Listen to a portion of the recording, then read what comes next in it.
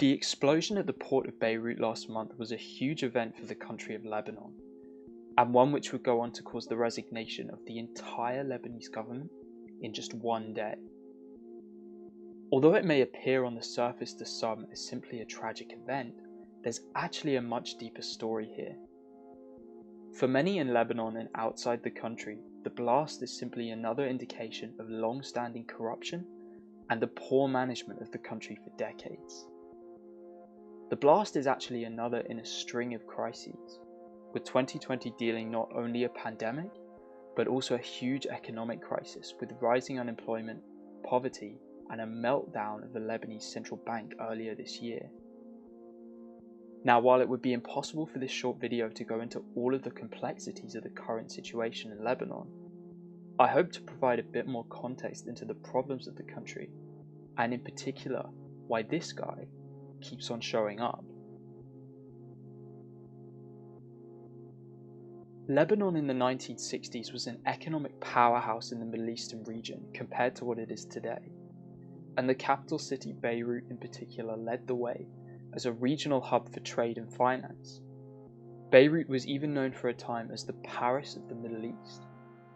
However, slowly but surely, issues surrounding corruption in political circles, large numbers of refugees coming into the country from surrounding conflicts, and just the sheer diversity in the country of peoples and different faiths caused this melting pot to implode in the mid-1970s. The following civil war was devastating and would last almost 15 years before any kind of resolution. But after much intervention and negotiation, the Taif Agreement was signed, which largely brought the fighting to an end in 1990 through a new parliament and constitutional amendments aimed at satisfying all three of the major religious groups. The idea was that this new parliament in a short amount of time would become secular, and governance would not be weighed down by religious matters. However, this dream would never really be realized. Instead, the religious groups quickly formed factions that would end up working for their own self-interests by siphoning off public funds from their constituencies. So issues of corruption and cronyism never really went away, and politicians that found themselves dominant after the Civil War quickly entrenched themselves as a ruling class with very little in the way of a meritocracy. On top of this, Lebanon's economy had shifted after the Civil War to be predominantly service-based, and one which was heavily reliant on foreign imports. This has led to the Lebanese government racking up huge deficits year on year to plug spending gaps caused by the low productivity. As a result of all of these things, Lebanon has had decades of unresolved issues, and there are other issues currently facing the country, including how to deal with the amount of refugees spilling into the country from surrounding conflicts, but also the decline of Lebanon's reputation.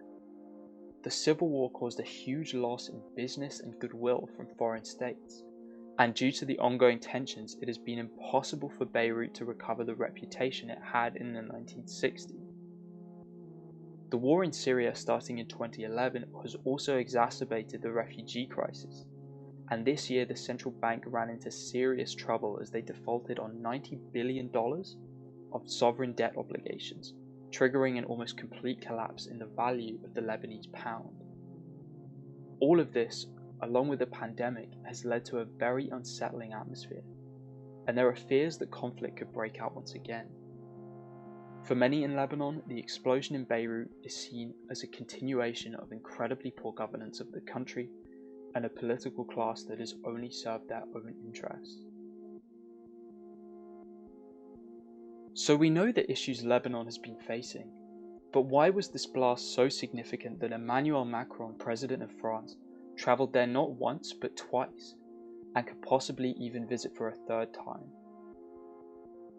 Ties between Lebanon and France go back to the aftermath of World War I, when France took control over the state and rebuilt it after the war. A lot of those ties remained in place after Lebanon's independence, and even today French is spoken widely in many Lebanese schools. More importantly perhaps, France has managed to cultivate what you could call a unique relationship with all three of the major religious groups in the country.